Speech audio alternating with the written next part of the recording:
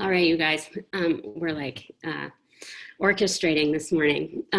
Good morning and welcome to day 4 of our optional PD. I really hope that this week has been helpful. I also hope that it hasn't been overwhelming. I know that just there's so much going on and a lot of these tools are new for a lot of people. So I hope that they've been more helpful than overwhelming, and if they've felt overwhelming in any way, speaking personally, I can't speak for Rich, but I know that next week for us, for me at least, is a little lighter without any planned PD, at least not until Friday. So if there are questions, please throw them on our form on the website. We restructured the form a little bit so that, and we had this amazing Google Sheets friend manage our Google Sheet for us where all the info is coming in so that it streamlines primary questions to me and secondary questions to Rich. So you might notice if you filled out the form and you go fill it out again that the format of it looks a little bit different. Or reach out, and if you'd like to set up a time to talk next week, I'm happy to chat with anyone, primary especially, about websites or Google Classroom, or the one thing that I'm not super prepared to talk about yet is Seesaw, but I'm going to be doing kind of a crash course in learning more about that. But today I want to talk about Hyperdocs, which are kind of a packaging system for your curriculum. And I'll go into a lot more detail about that. And I think I said before we started recording that Hyperdocs really are kind of a nice thing to do on the last day because they're a culmination of a lot of the other tools that we've talked about this week. You can package them on Google Sheets, you can put them on a Google Doc, you can even make a whole website that is your Hyperdoc, like a separate Google site that is your Hyperdoc. So I keep saying that word, and I'll talk a little bit more about what that word means in just a minute, but they are an amazing way anytime, I believe, to package your curriculum for your students because, well, I'm getting ahead of myself. And the other amazing thing about them, and the reason you might want to dive into this, is because there are huge, huge, huge libraries of them that already exist. And literally you just have to file, make a copy of it, and then tweak some of the slides to fit your needs or parts of the Hyperdoc. So I really recommend you write down that bit.ly because there are links in this slideshow to libraries of just hundreds of Hyperdocs that already exist for every subject, for every grade level, back to school things, you know, really from kindergarten all the way through 12th grade, I think you could find things that could apply to you. So I'm excited about today's session. I've gone over this, we've both gone over this a lot. I'm not going to talk about it too much, but these are all the different ways that you can contact us if you need to. Put your name, you might be an expert on something now that you weren't at the beginning of the week, so add your name to our help list. Our website is changing hour by hour, so keep looking back at that. Our helpline, this is really the best way to streamline. Actually, I just created a template in my Gmail so that if you send me a random request through email, I might direct you to this form instead, just to try to streamline and keep things from getting lost in my inbox, and our elementary Slack channel that I'll hopefully talk to elementary teachers about a little bit more as school's getting started. So Hyperdocs are really a unique way to transform instruction. I'm going to go back a couple slides. There's 3 women who, can I go backwards? There's 3 women who teach out in, I want to say Pleasanton. These 3 women here, Kelly Hilton, Lisa Highfield, and Sarah Landis. If you are on social media, especially Twitter, I recommend following these 3 women. They're very involved in really kind of unique and interesting teaching methods. They created kind of the concept of the Hyperdoc, and they have books about it. They have a whole website that is linked on our slideshow as well. So, so that's where this all came from. It's really a way to shift from this more teacher-directed, textbook-driven, worksheet-driven, whole group way of teaching to really thinking about how to have more personalized instruction, using multiple resources, getting kids exploring, flexible grouping, and I think giving kids, the two words that kind of kept coming to mind are choice and voice for Hyperdocs for me. I think that they really allow students to explore, find their own paths kind of through your curriculum, and then you're providing within your Hyperdoc opportunities for your students to share their voice on what you're talking about. So from their website, I just cut and pasted this. This is how they describe it. Hyperdocs are digital lesson plans that are designed by teachers and given to students. They provide access for students to all the content and learning in one organized digital space. So that's going to include links, it's going to include articles, it's going to include all the places they need to go, and it's all packaged in one place. So Hyperdocs are lesson plans. They definitely focus on having students create, collaborate, think critically, and connect. They're not just a document with links to visit. So I know this word of like hyperlink, a lot of people get confused because they think like, oh, I've made a Hyperdoc, if they've created a document and linked one thing on their document that takes you to another place. And I know lots of those live links within a doc are called hyperlinks. And so that's very different than what these three women are talking about when they're talking about the ed tech educational version of a Hyperdoc. They're teacher created, they're visually engaging and thoughtful learning experiences that allow for differentiation. They're not a pre-made curriculum program. They're absolutely limitless in their possibilities, which to me can be kind of overwhelming, but also very exciting. It's not a new app or web tool. It's very Google Suite tool based. It's incorporating the things that you already know and love and or hate and are learning to love into creating this curriculum. They're meant to be shared and modified. I talked a lot during the slides presentation that that there's a big difference here between the teachers pay teachers philosophy and a more sharing philosophy. There's actually a section on the Hyperdocs website called Teachers Give Teachers. If you Google Teachers Give Teachers, it'll take you right to the Hyperdocs page. Right now, that library is under construction. I'm going to show you a lot of other places to get access to Hyperdocs while they're making changes to that. But they actually have a library where you can upload a Hyperdoc you've made and you can look through other ones that other people have made. They're not designed to be, sorry, my toolbar's in the way. I can't even read the bottom of mine. They're not designed to be hoarded and protected. They are designed to be shared. And we'll talk a little bit about sharing things later. So the components of a well-planned Hyperdoc, and I would say that at least 3 or 4 of these are in every Hyperdoc. They don't need to include every single one of these, but that gives you an idea of kind of the main goals of a Hyperdoc. You're wanting to start out by engaging your students. That can be as simple as what we maybe would have known in the past as like a hook, right? Something to engage them and grab them in. It can be something as simple as a meme or a video or a question.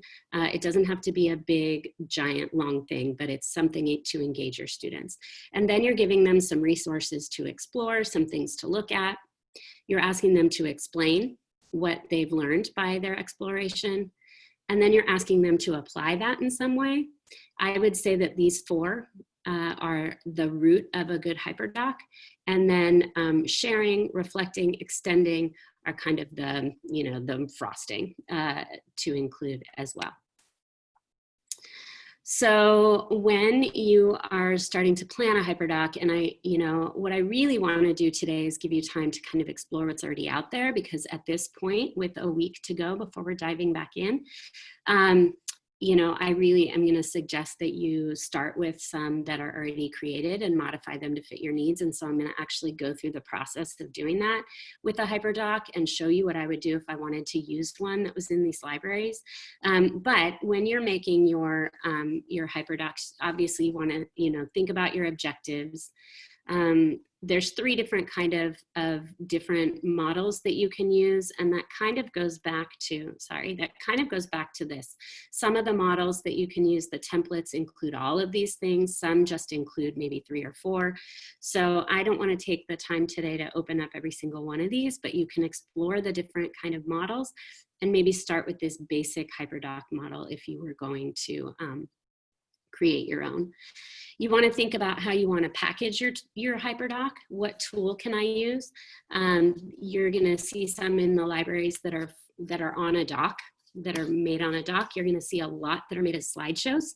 That tends to be my preference. I've seen some Hyperdocs that use My Maps, which is definitely a PD I'd like to do on a Wednesday in the future, because Google My Maps for English or history or science can really be amazing. You could even create a website that packages all of your Hyperdoc stuff. You could have one of your pages on a site be your Explore page, one page be your Engage page, your Explore page, and your Apply page. So that could be another way that you do it. You want to push out content, you want to collect work, and you want to provide feedback just like you would in any of your curriculum.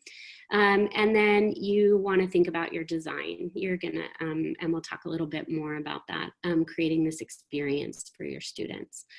Some things to keep in mind if you're creating one, you want your directions to be really clear. I like to think about not having too much on a layout. You might have noticed that this week my style of my slideshows is really to keep a slide fairly simple and not to pack it with too much stuff. When I'm designing a workshop, I usually search to see, you know, lots of other people have done workshops on Google Classroom or Google Slides or whatever it is. And I can't tell you how many I go to the slide 2 or 3 and I just close it because there's just too much on there for me to process. And so for me, a really simple layout is really important. And I know Jessica was talking about that yesterday in terms of accessibility for students as well. So that's something to keep in mind. You can add color and kind of the packaging of how you put it together for them. You really want to make sure your linked resources are vetted. So if you're linking to videos for students, you want to make sure you've clicked the approve for AUSD. You want to check all your links and make sure they're live and they'll go there. I especially recommend this, and we'll look at this process if you're borrowing one from someone else. You want to go through and click every link and make sure those articles are still live. You want to read everything you're sending out to your students. So all the resources are important to check. You really want to think about their ability level. So at the beginning of the year, especially, you know, I would do a Hyperdoc all together as a class. I would work through all the steps. If you're asking them to go to a Padlet, which is an online bulletin board kind of website tool, if you don't know it, it's a great one to check out. If you've never done a Padlet before and your kids don't know what a Padlet is, and you're putting a Padlet in as the place you want them to go to record their response to a question, you want to make sure that you've shared with them what a Padlet is and how to use it. So you really want to think about what you're asking your students to do and make sure it fits their ability level. I always do a couple Hyperdocs at the beginning of the year, step by step with my students, and make sure that they know all the steps. And that leads right into, you know, technological proficiency. I kind of lump those together. A few of the Hyperdocs that I've created, I've linked to here. Some of them are more traditional and some of them are a little less traditional. So for example, one that I'll just show you, I usually start the year with this one, and some of my 4th and 5th grade colleagues maybe have used this one as well. So you're gonna notice my packaging is a Google Doc. I did this one on a Google Doc, and this is a Hyperdoc all about identity, stereotypes, and discrimination. So we start out by defining identity. I have them explore by sending them to their sketch notebook and asking them to write about their identity. I have them explain that on a Padlet. and ask the question, how does that list make them unique? And then I have them apply that by doing an art project in class where they create an identity silhouette. So some of these things are whole class, some of them are individual.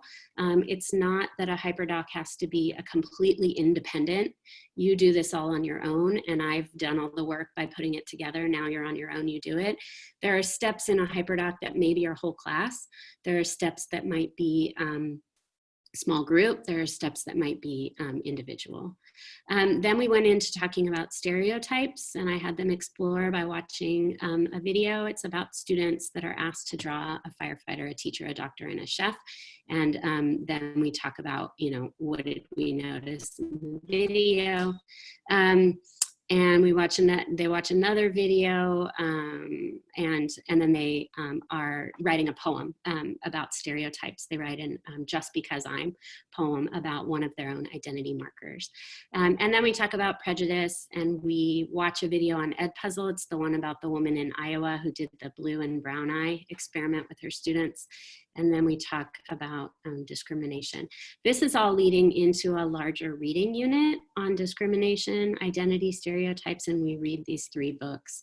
And we do a lot more around those 3 concepts when we read these books as our first kind of reading unit for the year. So, so this is one example of a fairly simple Hyperdoc. I would say we probably spend about 2 or 3 days on each of those words. So that Hyperdoc might take a week and a half, and then we dive into our reading unit. This is a Hyperdoc about Angel Island for 4th grade, and this one again is done as a document, not a slideshow. And this one has them explore by looking at the Angel Island immigration station on Google Maps. And then they investigate. I actually hand out a physical article that we all read together in class, and then they have to write their, sorry, my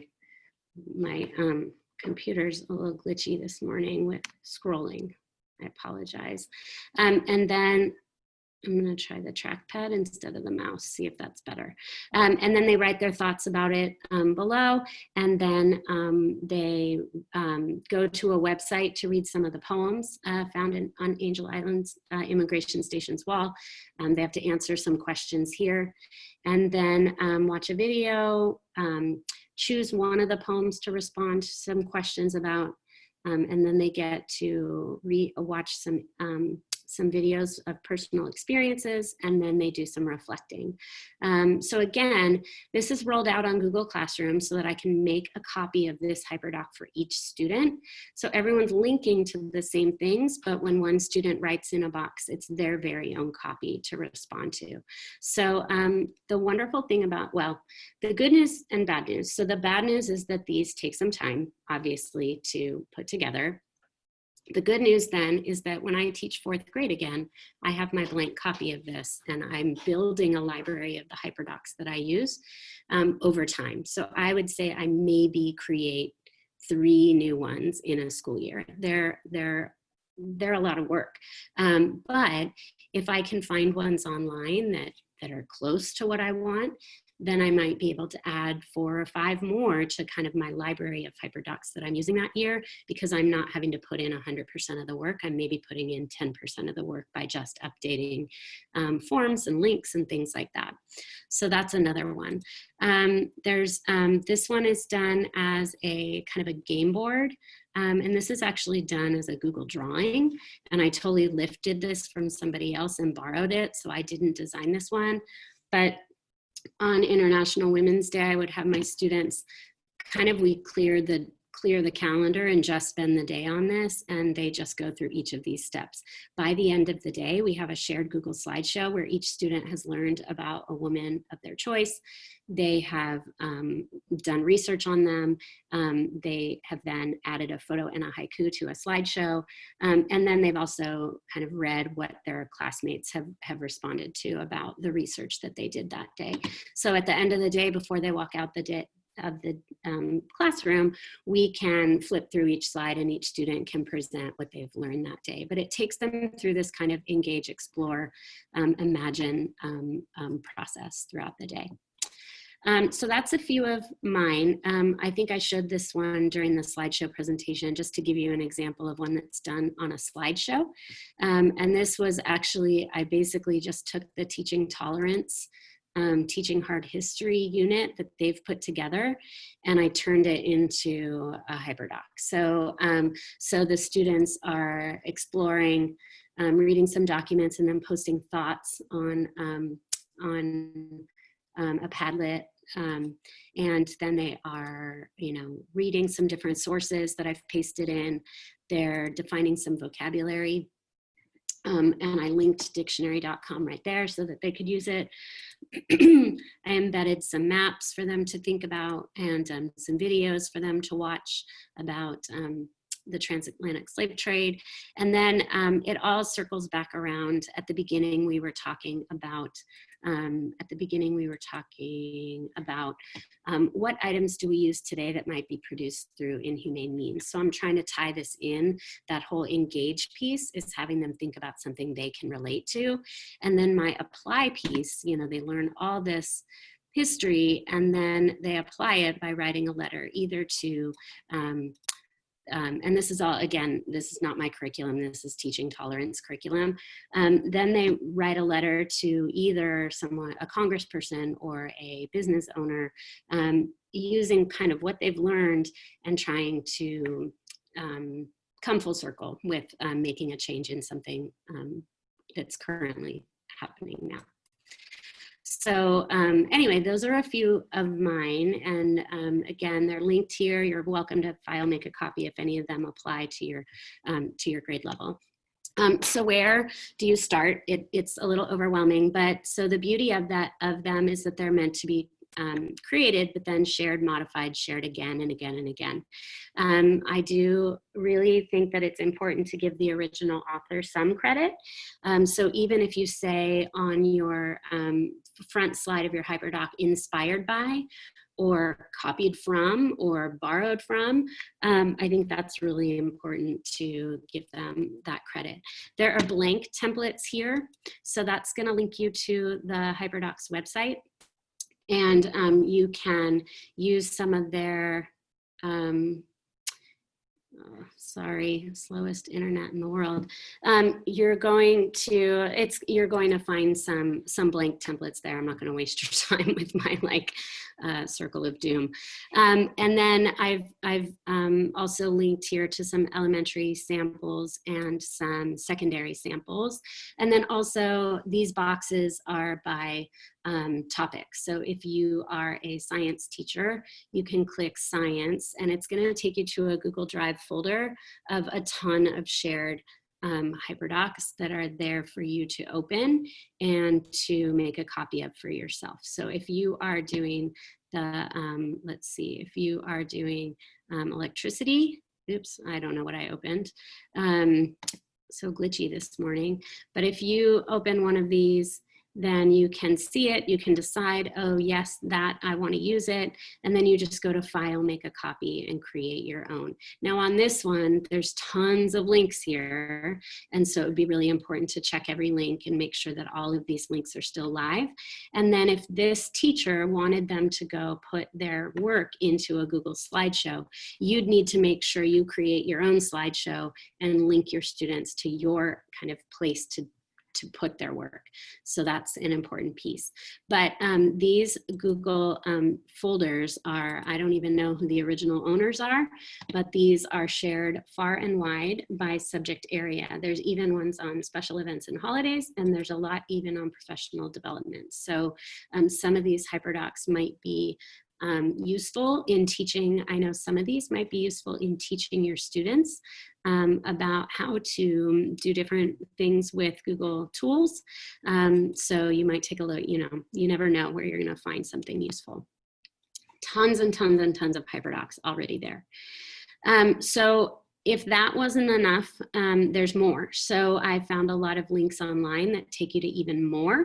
So here are more collections, and these are just links to websites. So if you're looking for a novel-based Hyperdoc, you're an English teacher, you're an elementary teacher, and one of your novels, your novel might already exist as a Hyperdoc. And so gosh, I really am just hating my internet this morning. So here are ones that are all ready to use. So you can flip through and see, here's quick navigation to all these different Hyperdocs that already exist. So if you read, the Lemonade War, you can click on it, open it, and see the Hyperdoc that's already been created. So I would do a Google search, Hyperdoc, and what you're looking for, and you might be able to find it there. Again, if you're on Twitter and you follow the Hyperdoc hashtag, tons of people post links to their Hyperdocs on Twitter. So there's all kinds of stuff for you to look through there. It's pretty amazing. A few words about sharing, some things to keep in mind. I think I've already said this probably enough, but the whole point is to share. And remember that the more teachers use your work, the more students are benefiting from your work. So it's kind of like having that discussion with your students when they say, he copied me, and you've said to them, well, that means they're impressed and inspired by the work that you're doing. So keep that in mind instead of, try, if you tend to have a more individualistic view of the stuff that you create, I would encourage you to maybe work on that. If you have any live links to outside docs, Padlets, forms, when you're going to share with with other colleagues, you want to make sure you make those links not live. So what I always do is I have my own Hyperdoc, and then I make a sharing copy of it, and I'll just write copy to share, like in the title. And if I've linked to a Padlet or a Google form or a Google slideshow, I just literally make that link not live. And then the teacher that borrows it is going to need to go through, read the Hyperdoc really carefully, and make sure that they insert the appropriate tools on their end. So yeah, so that's that. We've talked about how to force people to make a copy this week. You get rid of everything after that /. Usually it says edit, and everything past that, and you write the word copy instead. And then you share that link with whoever you want to share with, and then they're forced to make a copy. And some of you have probably tried that out this week with some of the templates on our website. I believe that Hyperdocs are really best shared with students if you're, probably second grade and up on Google Classroom, because then you can make a copy for each student. If you're in K1 or 2 and you want to use Hyperdocs, I'm really not sure if, I think Seesaw is kind of allows you in a way to create Hyperdocs through Seesaw. So you might think when you're designing Seesaw activities about some of the things that are here in this structure, so that you're thinking about how do you first engage your students. And I'm sure in Seesaw you can link them to a video or have them see an image, have them explore that a little bit, and then have them apply what they learned from it in some way in your activity. So it's more the structure of the steps rather than the tool that you're using. So K2 teachers, I would think about this within Seesaw itself. Let's see, that might be the end of my slideshow, I guess. Is that the last slide? Wow. So I think what I want to do is I'm going to stop sharing for a minute, but I think unlike the other days, I think what I'd like to do, maybe Rich, is stop here for some questions. And then if people, kind of like yesterday with the slides, if people would like to take the rest of the time to explore the libraries, that's a great use of the next, 45 minutes. Or if you want to kind of watch my process of what I would do if I found one in the library and I want to use it, kind of the steps that I would go through for what I would do if that were me. So I'll go to the library and find one that I like, and then kind of walk you through those steps. But I think maybe questions first, just to kind of, because it's a lot, so. Okay. Yeah. I actually want to address one thing that we've gotten several requests on and kind of do it in one foul swoop. That's regarding doc cams hooking up to Zoom. We've got several requests about that. We are meeting with the IT department on Monday, I believe, and we're going to be exploring that options. I just did a Google search for it last night, and I believe that your doc cam at school can indeed. There are videos of teachers using it. I'll give you my take on it, and we'll confirm once I talk with IT. But there in the back of your doc cam, besides the two ports that one that goes to that you typically use to send your computer information into, and there's one that goes to the projector. There's a third opening that looks like the opening that you would plug into a printer. So if you get a USB cord, and it's exactly the way, if you have a printer, a corded printer at home, you take that cord, you plug one end into the projector and one end into your computer, that hooks it up. However, there's a secondary step where you have to actually download software so that your computer recognizes the doc cam. I tried it last night. However, I have an Elmo and it's discontinued. It's a really old one. And so the ImageMate software that supported it did not support Catalina, Mac Catalina. So I was not able to try it. But with your newer doc cams, I think that is what we're going to hear to be the solution. And there are YouTube videos with people showing how to do it. And basically, so if you did that, you would use the cord to connect the doc cam to your computer. Again, it's that printer cord, USB cord. You would then look up the model of your doc cam, just say download software for that, download it, install it. And then once you're in Zoom, I think the second or third menu over is choosing an alternate source for your share, and it should work. So I'm just gonna throw that out there, but we'll confirm. And once we have some confirmation, we'll either make a video or write a set of directions for that. And then some questions. I don't know if I misread this or if this is the intent, but there was a question about how, what is the pace that you follow with a Hyperdoc? And maybe it was page. And so somebody put the link on it, and that's possible too. But I think that is a question we could ask, is that when these Hyperdoc assignments are long, is it 1 day, 2 day, week long, 2 week long? What is the pace that you use? Well, it really depends. You could have a Hyperdoc that's a 1 day, 1 period of class experience, and you could have a Hyperdoc like the slavery one. My students took almost 3 weeks on that Hyperdoc. So it really, really depends on, you could create one to teach your kids about where to put commas in a sentence. I mean, literally, you and use that 1 day. Or you could make one that's an entire unit that carries them over through the course of a few weeks. So there's kind of not one answer to that. Okay. Do you have ideas about turning in parts of a Hyperdoc on Google Classroom and returning them to kids? Seems clunky, but maybe you have ideas. So my interpretation is, I guess they do a part of it and you grade it and then you give it back to them and they do more, maybe? So it's a little tricky because once students turn in an assignment, right, it is turned in. And so when you return it to them, you already see it as turned in, and it gets a little tricky.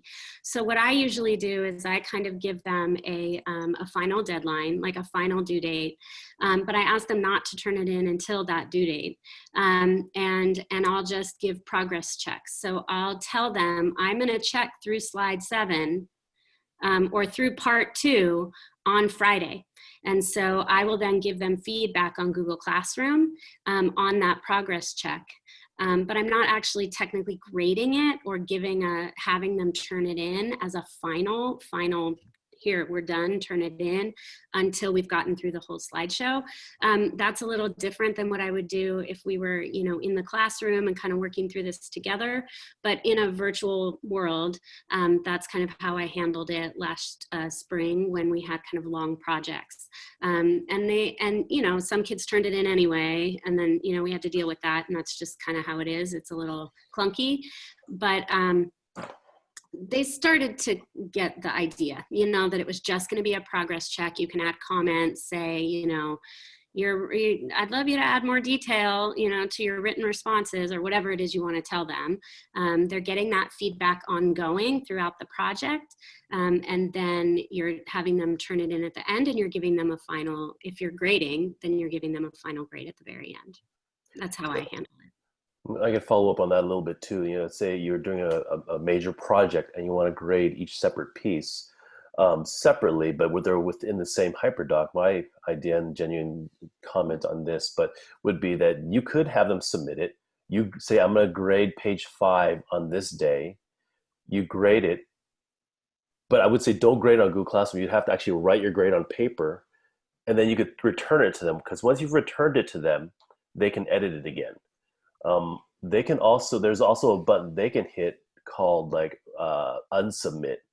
And so there's two workarounds. You can either return to them, because once they've submitted it for grading, it's locked for editing. But either if they unsubmit or if you return to them, they can edit again. So the procedure could be, I'm going to grade page 5 on Tuesday. I'll return it to you on Thursday, continue work on it. Our next checkpoint will be on Friday. I'll grade again, and then that could be your cycle. I would really rely on the unsubmit, not the return work, because once you return work, it still shows up on your end as a graded done assignment. It doesn't show it as still in progress anymore. So unsubmit, it's like they never turned it in. So I would train your kids to do unsubmit. The other thing is that there's a really cool video on our slides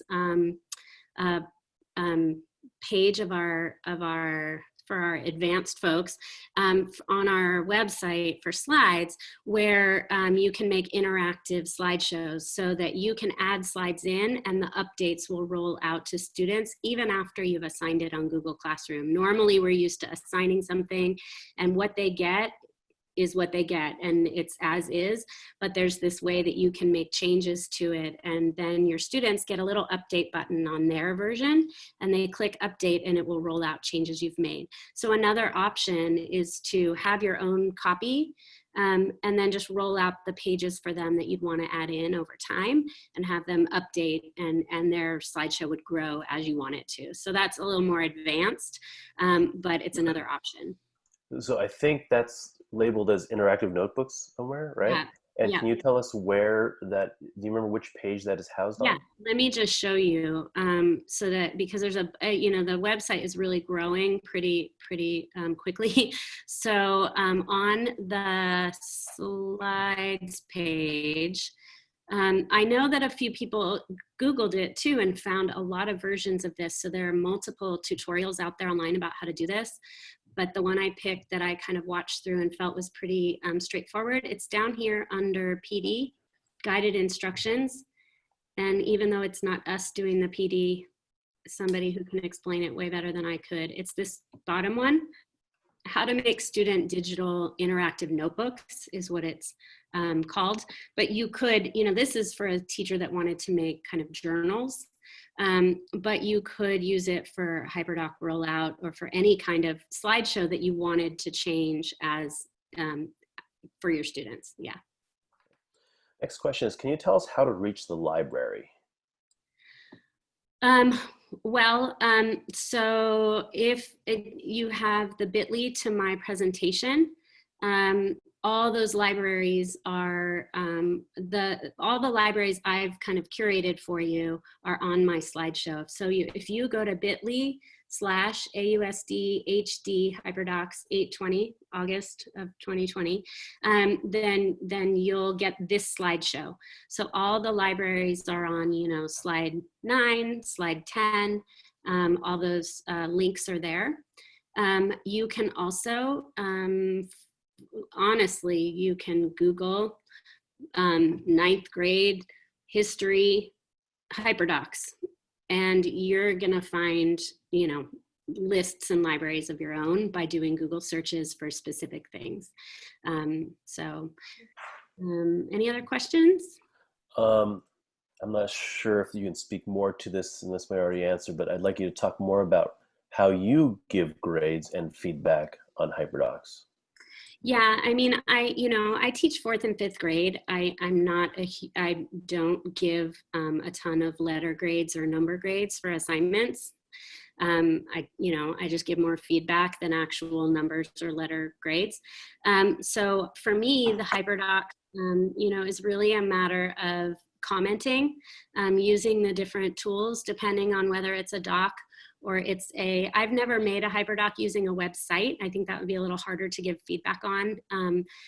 Not harder, I mean, you could email or send them notes on Google Classroom, but But within a slideshow or a doc, you can just use the commenting feature and write that. And if you've turned it in through Google Classroom, there's that commenting feature right there embedded in there where their work is. And so you can send feedback there. And so that's usually what I do. And I do set deadlines for specific parts.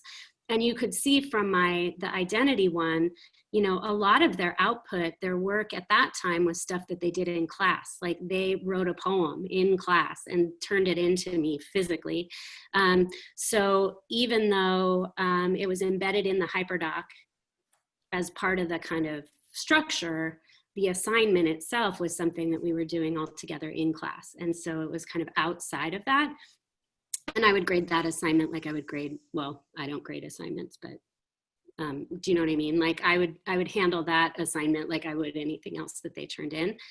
There were art projects, there were other things embedded. So digitally in the spring when I would do Hyperdocs, it was mostly through commenting and feedback. Yeah.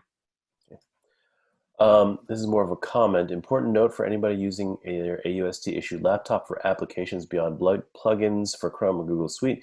If you want to install any software on the computer, you will have to get administrative privileges access on your computer first. So if we're suggesting something and it requires installation and you run into, it might just simply ask you for your AUSD login and password and that will let you into it. If you are running into further issues, I would just put in a help ticket request and say, I'm trying to install this piece of software. And they're usually pretty good about help getting you into that. Sorry. Let's see. Clarification for interactive slides. Does that work if you've chosen make a copy for each student?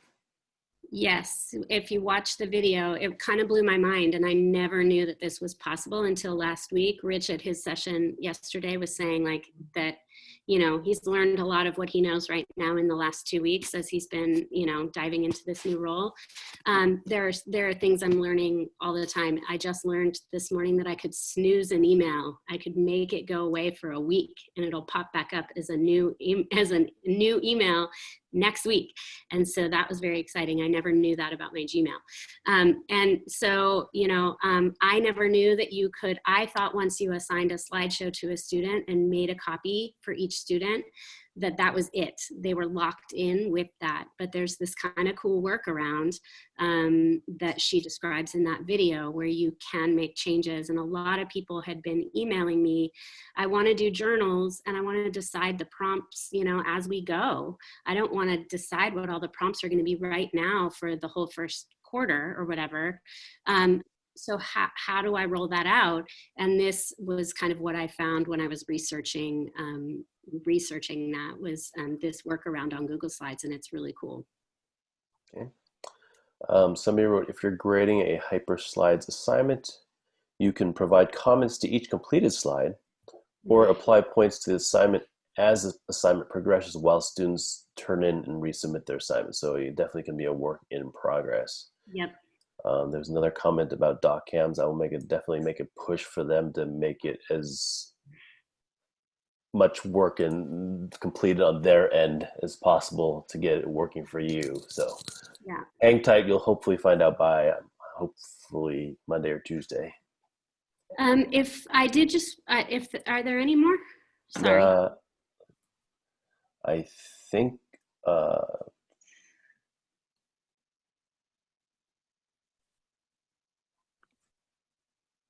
it says something about Alice Keeler's push to slides is a great way to update slides on student assignment.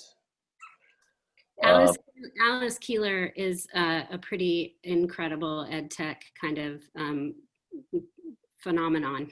So again, if you Google Alice Keeler, if you follow her blog, if you follow her on Twitter, I actually had to mute her on Twitter. She's very, very, very active. To the point of I was like, okay, enough Alice Keeler, but she has amazing stuff and amazing templates. A lot of the templates that you'll see on the shared library page, pixel art battleship and, you know, all kinds of amazing things. They're all Alice Keeler. She's pretty incredible. Okay, so Alice Keeler is ALICE space KEELER. Yep. Just a sweeping announcement regarding Zoom and Screencastify. those are both being planned. They're in the process. They're being, so we met with Marie Williams yesterday, and definitely the district is purchasing upgraded Zoom and Screencastify accounts, and it's not for lack of effort that has not been implemented. Maria was saying how her Zoom rep has avoided her responding to her for like a week now, and she's looking to go over his head, and uh, everything is in place, and she's going to keep pursuing it, and those will be automatically updated imminently, but we don't have a date. But it's not for lack of effort on Marie Williams's part, I want to say. Just like this MOU is not for lack of effort on our part. um, yeah, I mean, I think they're just, all these businesses are just swamped. Somebody says, I would like to see you complete one and see where the results are gathered. Yeah. So, I mean, where the results are gathered will really depend on where you want the results gathered, right? So, you saw in the slavery hyperdoc there, my results were gathered in a few different places. That I sent them to Padlet to record an answer. And really quickly, I just wanted to share Padlet with you because if you haven't used it yet, I think it's another great tool to use. And I know that they now have kind of a fee structure. I've been using it so long that I was kind of grandfathered into having as many pads as I want. But so I used it in the spring as a digital reading log where students could write down what they were reading. It's basically an online bulletin board. So I made the categories at the top, and then students were recording what they were reading under the different categories. And then I was asking them to also comment on each other's reading and ask questions and clarify. So that's one use. I actually also used it for my son's birthday card because he had a pandemic birthday. There's Ben as a baby, and that's Teddy. But I just sent the link out to all his friends and family members, and they just wrote birthday messages for him. So Padlet's really cool. You can assign one to a small group, like this group did an Explorer report using a Padlet. And so they could embed videos and photos and maps and things like that onto it. So Padlet's a great tool for using during when you're doing a hyperdoc, because you can ask a question and then everyone can go to that Padlet, and you can control whether you need to approve the messages before they pop up or if it's just going to happen automatically. You can control kind of the layout, the format. And I do think, I can't remember how many Padlets you get now if you sign up for the free version.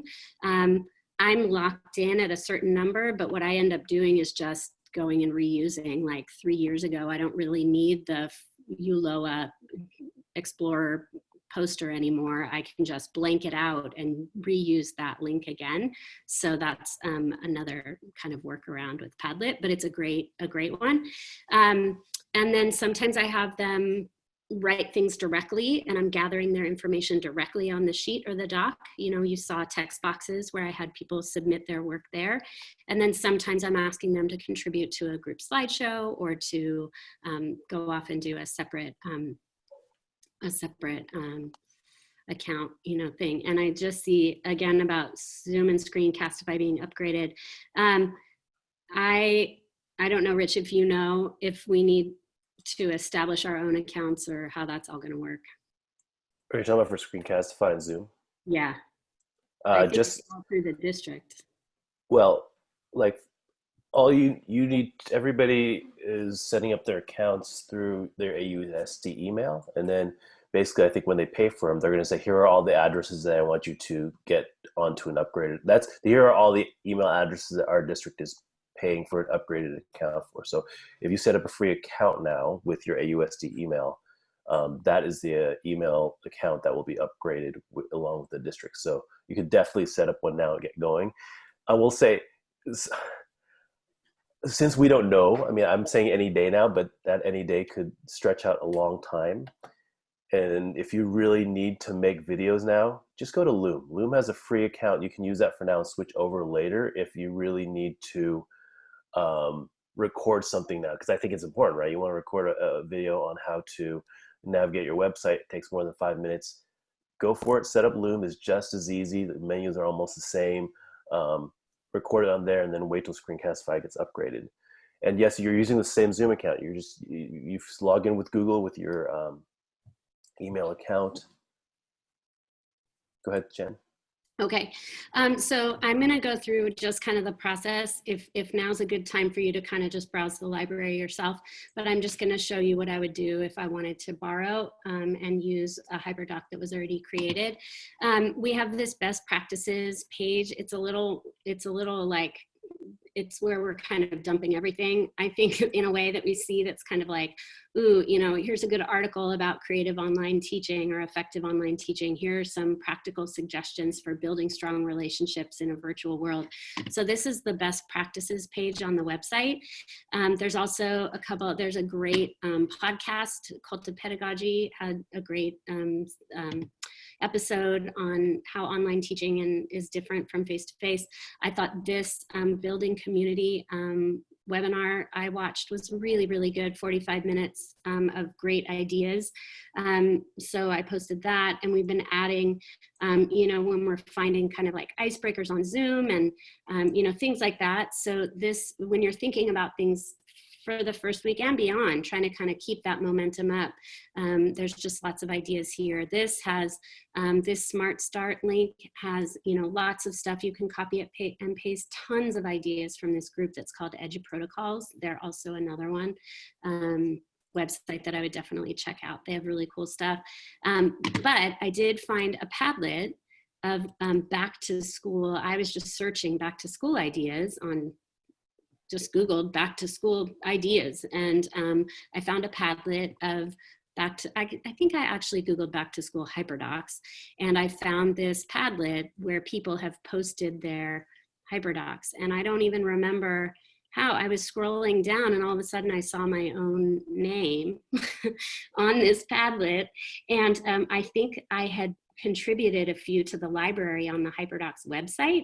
And I think whoever compiled this had gone through that library and grabbed them and posted them here. So that's what I mean in terms of sharing. It's like, I had no idea when I Googled this that I was going to find my own Hyperdocs like on this Padlet that I found. So, I looked through, where's the one I wanted to do? There's one on, here it is. I like this one, The Art of the Selfie, because that picture just like grabbed me.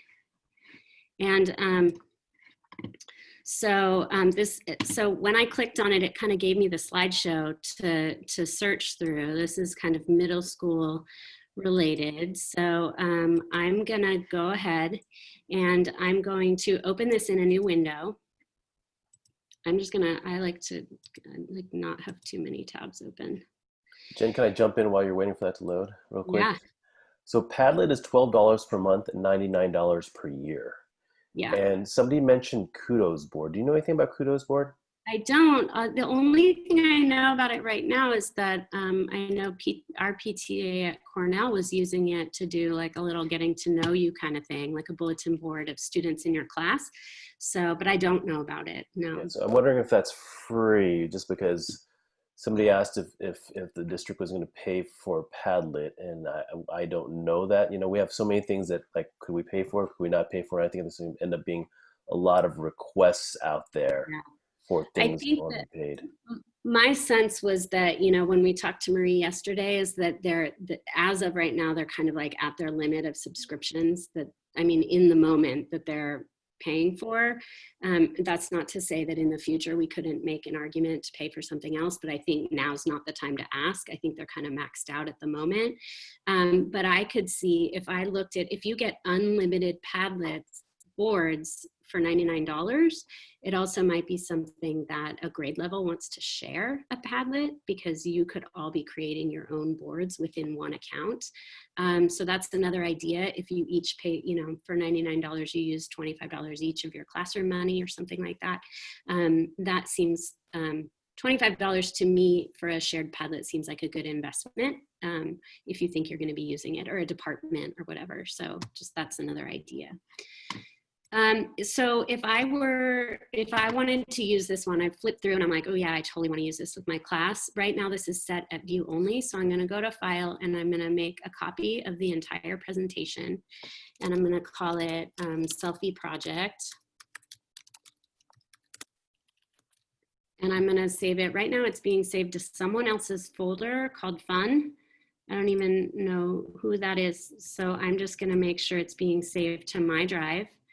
And it makes my own copy. I'm going to even close this one now. I don't even need that original, so I just get rid of it. And I know, you know, I'm a little obsessive about my tabs and stuff, but so here, you know, if I wanted to change the image, if I wanted to put a selfie of myself, I mean, why would I want to replace this image? But I certainly could.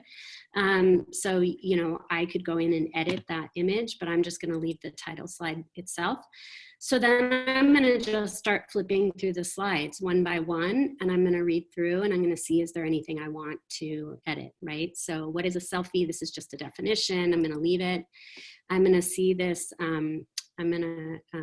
So there's a video here. I want to go into present mode and I want to like see, will that movie play? And see, here we already have a broken link. So this video is called the selfie cat. So then what I would do is I would probably delete this and I would go to insert and I would go to YouTube, insert a video, and I'm gonna look for a video called the selfie cat. Here it is, it's an animated short, and I'm gonna select it and I'm gonna reinsert it. And now what I'm gonna do is try again, because maybe for some reason their link was, you know, and now I can go ahead and watch it. There's one more thing I really wanna make sure that I do, and that is I want to, oops, I didn't wanna do that. Back in present mode, I wanna click on the link that says YouTube, which is going to take me outside to that video on YouTube, because here's where I want to make sure that it's approved for AUSD. So even if I can see it when I am logged in as a teacher, I want to make sure that button down here is clicked to, and it looks like right now it's already set as watchable by AUSD. So does that only apply when we're at school? I wonder if that at home, whether they'll be restricted. No, this means that anyone logging in with an AUSD account could watch it. So I did have some problems where students had issues watching a video because of the way their own privacy controls at their house are set up, but it was approved for AUSD. So if they're logged in with their school address, they should be able to watch this video on our end. I mean, if they can't, it's on their own parents' privacy end, and there's not really a whole lot we can do about that. So that video is fine. How often do you take selfies with your cell phone? Send them some, what kind do you like to take and what reactions do you usually get? I might even attach a Padlet here. So I might say, I might make this text a little bit smaller. And I might add, post your thoughts here. And then I would go over to my Padlet. I would create a board. If you don't have Padlet, let's actually assume we don't have Padlet. Let's say, post your thoughts here. We want them to just post them on a Google Doc, right? Everybody can go in and add their thoughts on a Google Doc, or a spreadsheet where you have your kids' names and they write their answer next to their name on a spreadsheet. But I might go to my drive, do a new document, and I'm gonna call it selfie thoughts. And again, you know, somebody was asking, where is the work gathered? Here you can see it's really gathered in any way you want it to be. If you want every kid to write their own selfie thought paper and turn in this document as an individual assignment, you could even roll this out on Google Classroom as like an assignment on Google Classroom. And this thing that says, post your thoughts here, could link to the assignment on Google Classroom. It could just take them to that assignment. So it really depends how you want to gather it. If I want everyone to just drop their thoughts on one page, which is a little crazy, but for the sake of time, and it's kind of fun to have that happen. I'm going to make sure that everybody in AUSD is not just a viewer, but is an editor. And I'm going to copy that link. And now when I go back to my project, I'm going to link this Word to the document, paste that in, and I want them all to be able to write on it, right? So now when they click here, they're going to go to that document to write on it. So that slide is taken care of. And you can see how I'm just kind of one by one going through the slides and seeing what needs to be modified or changed for me, right? So read the science behind selfies. This is an article. I'm gonna go just make sure. I would probably want to read through that article, make sure it's appropriate for my students, make sure that I think it's from a credible source, it doesn't say anything like that I find too offensive or that, whatever. And so I'm going to post that. And then again, I'm going to go and I'm going to test the videos. I'm going to test the articles. It looks like here they have questions again that ask questions, but don't really have anywhere for the kids to actually share their answers. So personally, I would want to give them a place to do that. Maybe you have one document that gathers all their information from these various slides. So this might link them back to that doc you've created for them, where they can now share their answers from this slide. Here's a Padlet, but again, this is going to take me to this teacher's Padlet. And they've deleted it or it's not active anymore. So I would want to link this to my own Padlet. And I'm going to check videos. This talks about, something being contrived on Instagram. I'm going to check all my videos and my links. Another really cool tool is called Answer Garden. And if you haven't used Answer Garden, that's another one I'd write down because you create an answer garden and students write their answers and then their answers come up in real time as a word cloud. And so we can see right away what apps or services do you use to manipulate selfies. And most of these kids wrote Snapchat and Instagram or none. So this is a cool. Answer Garden is another cool one. Like if we wanted to do right now, Answer Garden, our topic is, let's see, our question is, how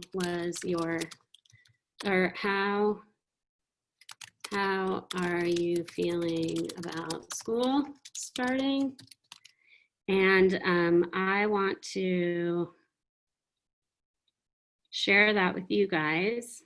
What else do I have to do? Classroom, answer link 20. I'm not sure why I can't now create it. Oh, create. So it's creating my Answer Garden. How are you feeling about school starting? I can share this link. I'm going to drop it in our chat. And if anybody feels like it, trying it out, you can click on, go to this link and it's live. So you could just click on it. And then if people do, it would be cool that we could see people's answers starting to populate in real time. This is a cool thing to do and have this up on the your doc cam or your projector and have students respond. And it should, I don't know if maybe just nobody's answered. Yep, so see, you can already start to see people's answers populating. So Answer Garden is another very cool tool where you can have them putting in answers for questions. So you kind of see the process of what I'm doing. I'm going through and I'm checking. I might decide, you know what, I don't even like this slide at all, and I might delete it. And so I've gone through and I've just made sure that it is how I want it to be. And then I would probably go to my Google Classroom and I would assign this to my students and roll it out one copy to each student so they're all getting their own version of this. Now again, if there's nothing on here that the students are actually physically writing on, You could share this as everybody can just see it, because they're just almost using this like a presentation. I don't see any slides on here where students are actually physically typing into the slides. So you actually wouldn't have to make a copy for every student. You could just share it as material for this one in particular, but if that makes sense.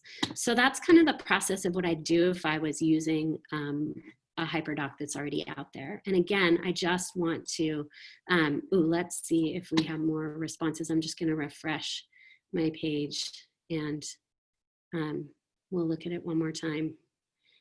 So we have, overwhelmed is growing as, and if people spell it differently or include, characters, then it's going to be its own thing. It has to be spelled exactly correctly, which, is a little hard with students because a lot of them are spelling it wrong. But Jen, can you tell who submitted which word? No, you can tell how many people, but it's anonymous. So if they put something inappropriate, is there a way to filter that out?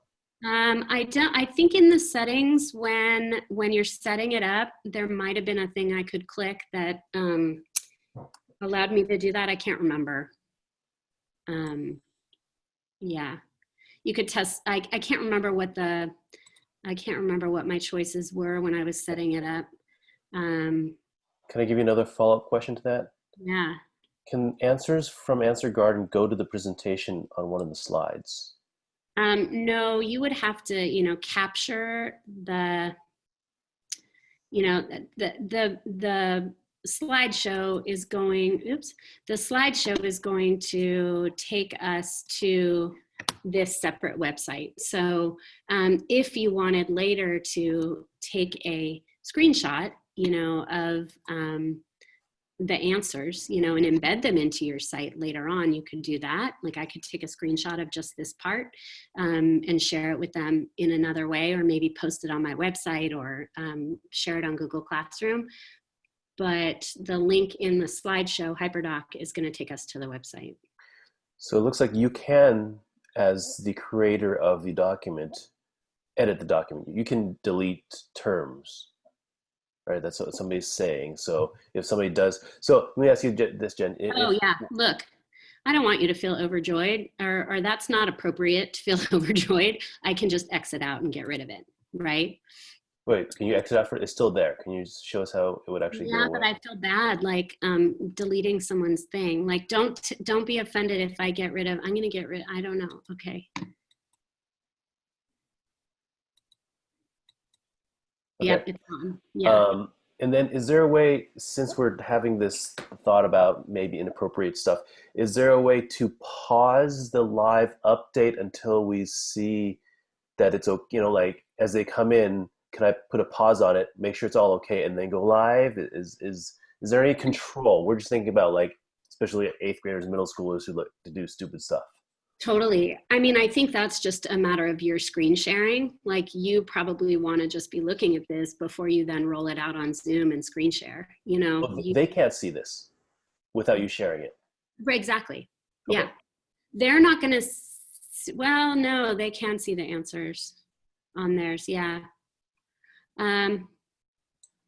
So yeah, I don't know. I think I've only used Answer Garden in a very limited way. I just know it's another tool, but to be honest, I'd have to look into all of that. Like, I think there's some admin stuff down here.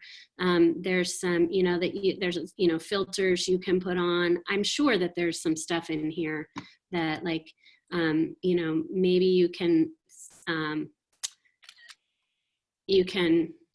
I don't know. I would recommend kind of looking through all this stuff down here. If you are going to use Answer Garden with 8th graders, I would definitely recommend reading these things before you roll that out and do that. Yeah. Somebody mentioned, wrote, since overwhelmed is such a common theme, any chance you guys could do a session about these themes, particularly around technology overwhelm? And I want to make a quick comment about that, and then you can chime in. We're presenting a whole ton of stuff right now. And my suggestion would be you choose one or two to start off the year with and get comfortable, get into a routine, and you could slowly add things. If those might be sufficient, you stick with those. There's nothing that says you have to have 10 different technology, right? You get good at something, you feel comfortable, it's a good system that's working, stick with those. and don't feel compelled to go with anything more. I know it's kind of overwhelming because we're giving so many choices, but you maybe could talk to somebody in the same department and say, what are you using? Does it work for you? Then you can have a partner in your crimes and navigate that together. And then I don't know if you want to address it, but there's another question that says, there are other programs where you can dump a list of words and create a word cloud static to use on a slide. So Yeah. Go ahead. Well, I just wanted to chime in because we do only have a couple minutes left. And so I do want to just chime in and say, like, personally, all the things I've been sharing with you this week, I mean, I'm still learning things as I go, but for me, this is like an 8-year journey of going to my own Google Suite conferences and doing my own trainings, and just, it's been a passion of mine for a long time. And so this is literally like 8 years worth of stuff that I've created and built. It's not overnight at all. And that's why I was talking to the group a group of teachers that are going to start using Seesaw, and my recommendation was literally for the first month, and I'm not joking, the first month of school, only use activities that other teachers that have been using Seesaw have already created. Like, there are libraries of activities on Seesaw. Like, only use what's already there. Learn what Seesaw can do, and as you're doing that, start to think about, okay, how could I use these tools that I'm seeing that other teachers have used in the curriculum that I'm used to doing, that I want to do, that I want to add in, and slowly start adding. And then say, okay, this week, each first grade teacher on my team is going to create one activity, one new one. That's it for the week. And there you share them with each other, and you have 4 new activities for your team, right? And if you're using our Slack to share, if 4 teachers at Cornell are creating new activities, and there's 4 teachers at Marin creating 4 new activities, we start to collaborate and have this library that we can share with each other. And I'm just using that as one example. Same goes for 8th grade English history teachers, or, so share the work, right, as much as possible, and also use what's already been created. That's why I was so excited to do the Hyperdocs today, because there's so much out there that's already created for you. And so hopefully, my goal was not to make you feel more overwhelmed because you're like, shit, I don't know how to make one of these, and like, I don't even know where to start. My hope was that it would decrease the overwhelm, because you could see that there's so much out there already that you can access without having to do 90% of the work, right? And so my same advice goes to, an 11th grade physics teacher, right? Look and see what's already out there that's been created, and tweak it and modify it. And maybe that means you have to let go of some of the curriculum that you're used to doing at the beginning of the year. But I don't think there's anything wrong with that. Shake it up a little bit, do something a little bit different, and it's going to make your life so much easier. Starting into this like unprecedented school year, like, use what's out there to your advantage. That's my recommendation. I have one more comment that I think is really important to address before we cut out of here. And it's that the question is, maybe we can talk about what's essential for the first month and talk about how to implement it. On our first PD day coming up, one of our first sessions is going to be on best practices and building community. And with everything I've read, like, it's not a direct translation. It's not taking your current physical classroom and how you run it and try to translate it exactly into the digital format. There's going to be some rebuilding. There's some new ways of doing things, and just translating it won't work.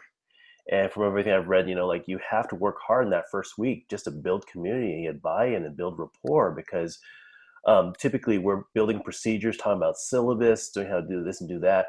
I think we can't overwhelm them that, because we don't have the opportunity to see their face and see their smiles, and for them to see our smiles that first week. And so that first week really should be concentrated not on delivering curriculum, but building community activities. And we're going to present some options for that. So that first day, so as you're thinking about, okay, which technologies do I choose? Yes, there are some like functional ones that you'll need, how do I grade their essays? How do I give homework? But on top, after that, I think as we talk about best practices, it'll set a framework for how you see the school year and envision your classroom. And then once you have that vision, then you can think about what tools can help me to facilitate that vision. And our presenting all these opportunities for apps for you is not to say try every single one, but after you have a vision, you hear an app that sounds like it would fit your vision, that's when you explore it.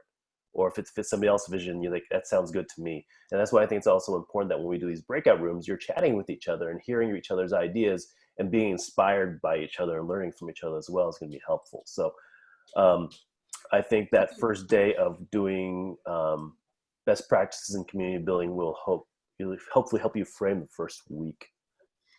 Also, if you're still here, don't leave, because I want to like leave with a video that I think will make you feel better, and it applies to what Rich is saying. So if you're still here, I want to share my screen,